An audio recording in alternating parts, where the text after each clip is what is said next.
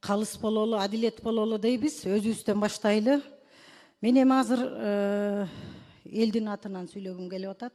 Эл өкүлү болгондон кийин мына 2 күндөн бери Кыргыз мамлекетинде элдин баары түмөн түйшүктүү ойдун төгөрөгүндө эл абдан кыжаалат болуп турат. Бул эмне болуп кетти деп. Ушунчалык саясат тездик менен өнүгүп атат. Саясий кырдаал, саясий абал кандай болгон учурда дагы адилеттикти тутсак, бирөөнүн артынан бычак сайып иш кылганды токтотсок, мамлекетте саясаттын эң чоң чордону саясат ушул жерде болот. Мен мына кече күндөн бери айтып атам, ушул жерде коллегалардын баарына. Ай, каглайындар, төрагабыз турат. Нары бери чуркап, артынан бычак урмай токтотолу. Парламентте төрага эч бөлүп жарган жок. Адилеттик үчүн айтып коеюн мен. Бардыгына тегиз мамиле кылды. Кана кимди бөлдү, кимди жарды чыгып айткыла. Келгиле, А деди эм Б дейли. Кимиңерди бөлүп жарды? Көрүнгөн ушакты, көрүнгөн саясатты зуулдап жеткирип аткандар болду. Бетке айталы да. Бетке айталы. Эл бизди карап турат азыр. Ушу эки досту да уруштурган ушу ушакчылар болду. Президенттин жанындагы вице-премьер-министр кече чыгып алып айтып атат. Камчыбек Кыдыршаевичтин кылган ишин жөн эле жокко чыгарып атат. Камчыбек Кыдыршаевичтей болуп ошол вице-премьер элге иш кылсынчы. Соц тармактын бир маселесин түшүнбөй туруп, жөн эле блогер жүгүрүп чыгып, тиги чакырык жасап атат. Кимдир бирөө элди бөлүп жарып салгандай. Кана элдин бөлүп жарылганы? Эл бөлүнүп жарылган жок.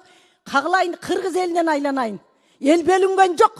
Элди бөлүп жарган, мо саясатты кылган ушул бийликтегилер болуп атат. Ошол вице-премьер элди бөлүп жарып атат. Чакырык жасап атат. Мен дайым адилеттикти айтам. Тарых үчүн айтып коелу. Бүгүн мүмкүн эл душманы көрөр, мүмкүн бизди адилеттик айтканыбыз үчүн бүгүн бир кодулоолорго каларбыз, чыдайбыз. Чоң саясатта жүрөбүзбү? Бул жерге парламентке чыдаганыңар келгиле. Кээ-бирлер жүрөт, комфорт зонадан чыкпай. Мамлекеттин майнасын алып атат. Ошонусуна курсан. Эл, кыргыз элинин шору, эгерде биздин саясат таза болбосо, элдин шору. Эки дос деп, мына эл эки дос деп эркелетип айтып коет, жакшы маанисинде. Эки достун ынтымагындан бузгандар болду. Кана кимин Камчыбек Кыдыршаевичтей чегараны чечүүдө мен ошол вице-премьерлерге айтар элем. Кыйын экенсиң, социалдык маселени биринчи орунга коюп койбойсуңбу? Президентке күйөр экенсиң, элге күйөр экенсиң. Бүт проблема социалдык маселелерде жылган. Оюңузду аягына чыгарып алыңыз. Ошон үчүн парламент чоң аянтча президент менен Камчыбек Кыдыршаевичти ымалага келтирип, ынтымакка келтире турган ушул жербиз. Кегиле бир кайрылуу кылалы. Токтотолу. Эл бир атасынан айрылып калгандай абдан кыжаалат болуп чалып атышат. Токтотолу, эми ачуу чындыкты кимдир бирөө айтыш керек. Мына мен ошол туруп берейин. Келиңиздер, барыбыз чогуу бир президентке кайрылуу жасайлы. Болбойт мындай деп. Чогуу келдиңер. Оор учурларда чогуу көтөрдүңөр жүктү. Жөн эле ушинтип эле Камчыбек Кыдыршаев жөнөкөй киши эмес, айланайындар. Кечетен бери күтүп атам да ушул жерде жанында жүргөндөр ошо кишинен. Бүт жыргалын көргөндөр жанында жүрүп.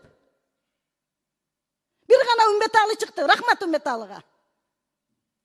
Мен кечетен бери ойлонуп атам, кимдир бирөө айтар бекен, жигиттерден кимдир бирөө мындай чыгып, ушул эки дос урушпаш керек, жараштыралы деген сөздү айтар бекен деп аттым эле кечетен бери. Мына ошонун курмандыгы болуп отурат төрага.